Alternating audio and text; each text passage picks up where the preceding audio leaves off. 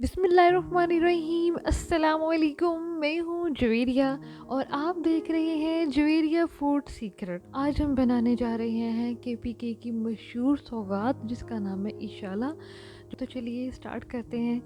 सबसे पहले हमें चाहिए एक बॉल। अब हम इसमें शामिल करेंगे 1 कप गंदम का आटा। अब हम इसमें शामिल करेंगे हाफ़ टी स्पून के करीब नमक। आप अपने टेस्ट के हिसाब से भी यूज़ कर सकते हैं।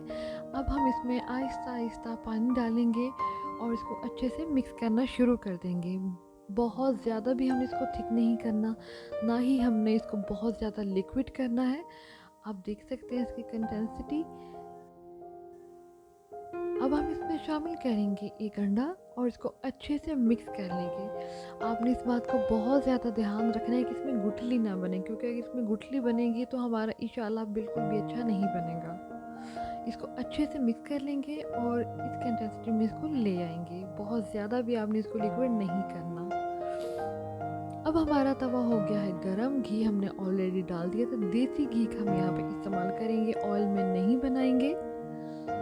घी हमारा हो गया है गरम। अब हम इस तरह से इसको तवे पे फैला देंगे और इसको मीडियम फ्लेम पे हम अच्छे से पका लेंगे।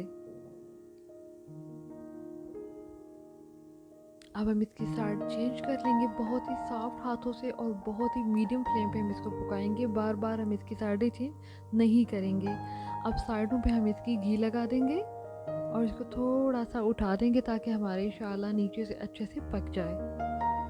ये बहुत हेल्दी होता है और सर्दियों के लिए तो बहुत बेस्ट है। आप लोग इसको ज़रूर ट्राई करिएगा। और हमारा इंशाल्लाह हो गया है तैयार। अब हम बाकी भी इसी तरह बना लेंगे। आप लोग इसको ज़रूर ट्राई करिएगा, गरम गरम चाय के साथ, गरम गरम कॉफ़ी के साथ। बच्चों और बड़ों दोनों को पसंद आएगा। वीडियो अगर पसंद आए तो लाइक करें, सब्सक्राइब करें, शेयर करें। दुआओं में याद रखें।